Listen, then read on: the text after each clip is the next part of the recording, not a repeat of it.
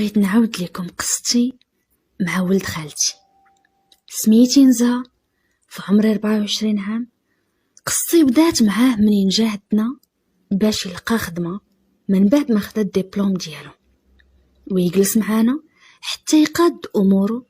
كان في عمره هذاك الوقت 19 عام وانا كان في عمري 13 عام. كنت كنقرا في العام الاول في الكوليج وكان كيتلاقاني حدا الباب باش يجيبني للدار، خصوصا فاش كنا كنخرجوا مع 6 ديال العشيه وكيكون الظلام. شفتو ليا بابا باش ما يبسل عليا حتى واحد وباش ما نمشي كذلك مع حتى واحد، حيت بابا كان صعيب وما كيخليناش نهضروا مع البنات والدراري. المهم كان كيوصلني يديني ويجيبني ولينا كنضحكوا مع بعضياتنا وفي الدار كنجلسوا نتجمعوا، وغير كيجي بابا كنوض من حداه باش بلا ما يبقى يغوت عليا. علاقتنا غادي تبدا واحد النهار فاش كنا في السطح.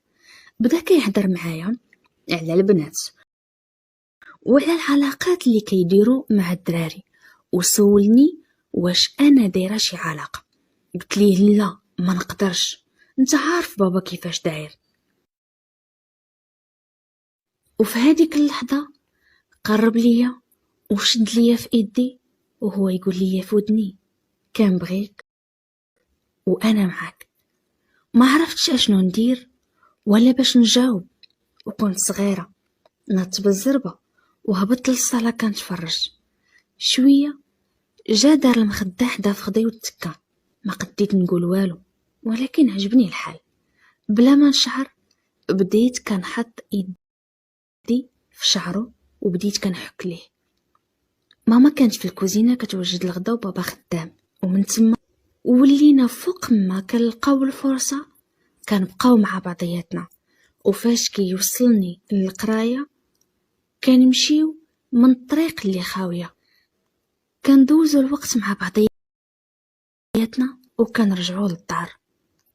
واول مره غادي تبدا علاقتنا ديال بصح في واحد النهار ماما وبابا مشاو للسوق وانا كنت في الدار وولد خالتي كان خدام. شويه كنسمع الدقان في الباب، حليت الباب لقيت ولد خالتي.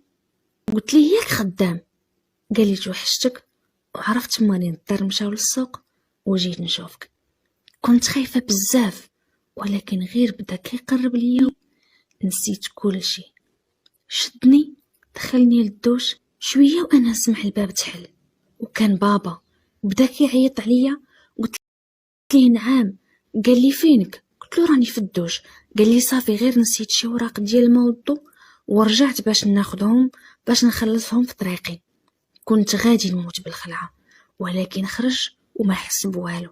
بقات علاقتنا حتى قرب العيد الكبير وهو كان خاصو يمشي يعيد مع خالتي. بقيت كنبكي حيت كنبغيه وولفته وما قديتش نبعد عليه. واللي خفت منه كتر هو يمشي لعند شي وحده. داز العيد وداز عليا كحل بلا بيه وبقيت كنتسنى من ورا العيد ولكن بلا فايده ما جاش. وانا ما عندي لا تليفون ولا كيفاش نسول فيه في هذاك الوقت. دازت مده جات خالتي كانت باغا تشوف ماما وقالت لينا باللي ولدها خطب. صدمت ومرضت. ما كنتش باغا ندخل في التفاصيل ولكن كملتها في قلبي ومرضت بزاف. كملت حياتي ولكن عمري نسيته. درت علاقات مع دراري ولكن ديما كنتفكروا وديما كنتخايلوا وفوق ما كنكون مع شي واحد كنتفكروا. وصلت العام الثاني في الثانوي وكان وقع واحد المشكل بين ماما وبابا ومشينا عند خالتي حيت ماما غضبات وتما تلاقيت به من بعد 4 سنين. شافني ما عرف ما يقول وانا فاش شفت مرتو حاولت نتعامل عادي واخا كانت العافيه شاعله فيا. دخلنا جلسنا مجموعين شفت بنته ومن بعد عرفت باللي هذيك اللي تزوج بها بنت جيرانهم. كان غلط معاها وحملات وتزوجها.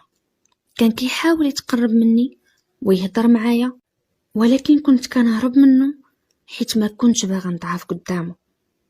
وجات الفرصه من بعد وقال لي بلي خالتي قالت ليه بلي انا تخطبت وغادي نتزوج، وبلي هو كان ارسلها باش تجي تهضر مع والديا وتهضر معاهم عليا زعما باش غير يقاد الامور ونتزوجوا.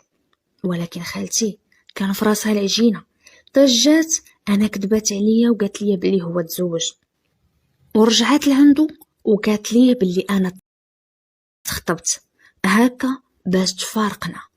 وهو فاش عرف بهذا الموضوع حاول ينساني وربط علاقة مع بنت جيرانهم حيت عند بالو بلي انا تخطبت وحملات فاضطر يتزوجها. قال لي عمرو نساني، ولكن واخا هكاك ما قديتش نسمح ليه وحقدت على خالتي وما بغيتش نعاود نرتبط به ونخرب حياة هذيك السيدة وبنته. وسط هادشي كله لاحظت بلي خوه الكبير كيهتم بيا، وكان خوه الكبير بلا زواج، وفاش كيجي من الخدمه كيبقى يسول عليا ويجلس حدايا ويهضر معايا ويضحك. وكلشي استغرب، قالوا لي بلي ماشي من عوايدو يجمع بحال هكا. واحد النهار كنت خارجه الحانوت تبعني وقال لي ما تمشيش بوحدك، تسنى نمشي معاك. قال لي بلي بغى يهضر معايا، ومن تما عرفت بلي كان عجبو وقال لي غادي يهضر مع خالتي ونتزوج انا وياه. هادشي الا قبلت. بصراحه كيعجبني تفكيرو وكان خدام مزيان وتعامله حسن من خوه. ومن تما وليت كنتقرب لولد خالتي الكبير ولات بيناتنا علاقه. وفاش كيجي من الخدمه كيخرجني ويبقى يدور بيا بالطوموبيل، وكان وقفوا في شي بلاصه ونبقاو نهضروا. في الاول ما كانش كيقرب ليا، كان كيحترمني بزاف، ولكن انا كنت باغاه يتربط فيا فكنت كنقرب ليه. ولفني ولا كل نهار كيبغي يخرج معايا، ولكن ما كنعطيه والو.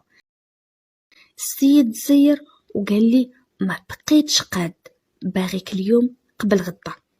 قلت ليه هضر مع ماما وبابا، اما انا راك عارفني باغاك. فهاديك الليله فاش رجعنا للدار وحنا مجموعين على العشاء اهضر مع ماما وقدام خالتي، قال ليها بلي باغيني وبلي باغيني في الحلال وبلي كيتسنى الوقت ويهضر مع بابا. خالتي ما كانتش باغا حيت كنت كنقراها ليها في عينيها، ولكن ما قدت تقول ليه لا ولا حتى شي حاجه، اولا دير معاه دوك الفعايل اللي دارت مع خوه الصغير، حيت هذا ما كتقدرش تزيد معاه الهضره، حيت الا ناض جاو ما سكتو. هي ما قداتش تقول ليه شي كلمه، واخا ما كنتش عارفه علاش كدير معايا هكا، ولكن خليها على خاطرها. المهم عندي ناخد ولدها حيت عاجبني. درنا الخطبه في دارنا من بعد ما تقادت الامور ما بين ماما وبابا. واحد العطله عاوتاني مشينا وبقيت كنخرج انا وياه. واحد النهار كنا في الطوموبيل قال لي توحشتك، بغيت نتزوجو خلاص. قلت ليه غير صبر، ما بقى قد ما فات. هو يقول لي ما نقدرش. وفاش رجعنا للدار تلاقينا خوه قدام الباب كيتسنى، تقول كيتسنى فينا، وغير شافنا ما عجبوش الحال. دخل للدار وبدا غير كيقلب على السبه مع مراته حتى دابز هو وياها، ارسلها لدارهم في هذاك الليل. انا ما تسوقتش، دخلت البيت فين كان نعس ودرت الليزيات وجلست حتى جا عندي خطيبي. قال لي ياك ما صدعك هاد خينا؟ قلت ليه لا، انا ما شغليش فيهم، هو ومراته، انا ما سوقيش. المهم بقينا انا وياه وبدينا كنهضروا شويه، طلعنا للسطح والليل والجو كان زوين. عنقني وقال لي غدا ما غاديش نمشي للخدمه، بغيت ندوزو معاك. ولغد ليه فطرنا مجموعين، خرجت انا وياه لحدا البحر وبقينا مع بعضياتنا حتى جا الليل. رجعنا لقينا الدار خاويه. فاش عيطنا ليهم لقيناهم عند الجيران، مشاو يتداخلوا ما بين ولد خالتي الصغير ومراته باش يردوها للدار.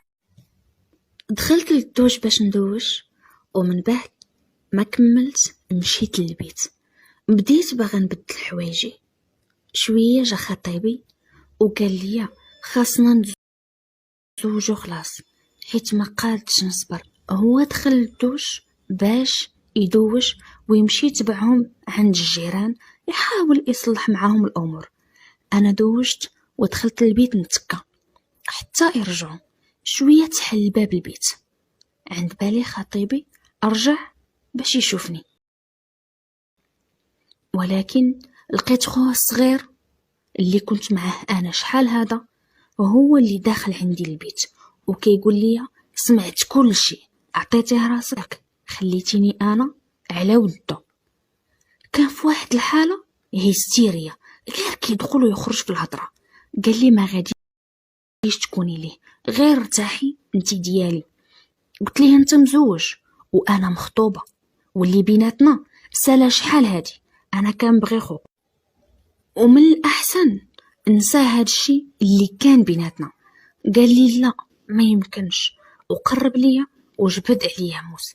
قال لي الا هضرتي نخسر لك وجهك. دفعني على الناموسيه وقال لي حيدي حوايج. شويه سمعنا الهضره، جات ماما وخالتي وخطيبي ناض من فوقي بالزربه وقال لي هاد الشيء الا قلتيه لشي واحد ما تلومي غير راسك. قال لي كان باغي يكمل معايا باش يحملني وما نتزوجش بخوه. خرج من البيت قبل ما يطلعوا مالين الدار. من بعد جا عندي خطيبي لقاني في حاله خايبه، قال لي مالك اشنو واقع؟ ما قدرت نقول ليه والو، خفت يخليني الى عاودت ليه ويوقعوا المشاكل، وفي نفس الوقت ما بغيتش نبقى في هذيك الدار مع خوه في نفس الدار، خايفه بزاف.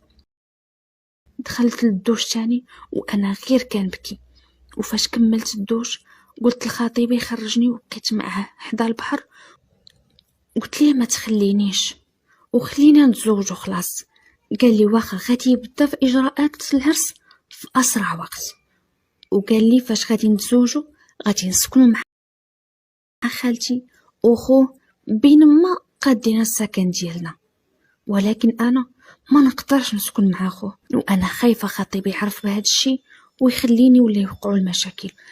ما عرفتش كيفاش نوصل لخطيبي باللي ما بقيتش باغا نبقى معاهم ومع عائلته في الدار بلا ما يحس بشي حاجه.